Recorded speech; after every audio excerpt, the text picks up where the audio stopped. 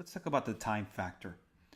Time is one of the most important factors in reducing risk in a portfolio. So it makes a lot of sense if you're young or if you have a lot of time to until retirement age or whenever you want to use your investment funds to invest because it can reduce risk in a very, very significant way. So I want to show you an example of what I mean by that.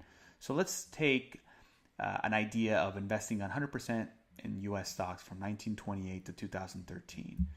So let's analyze what would have been the worst 1 year return in that time frame.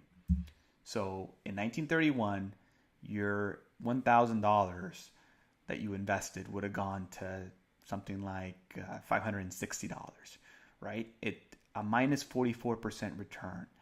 And what I argue to my clients is that looking at that time frame, if you invested in a diversified US stock portfolio, going forward, you should be okay with a worse 1 year return of about 50% because historically that's been the case, right? It's a 100-year storm, you can think of it, but it is still very, very possible.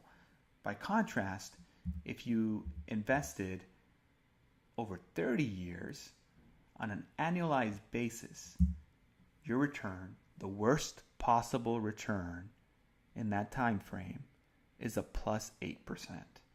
So let's just think about it. The worst 30-year period, if you could just hold on, and obviously this is before taxes, before fees, and other detractors, you would have earned a positive 8%. So using the rule of 72, 72 divided by 8 is 9 years. So it would take you 9 years to double your money.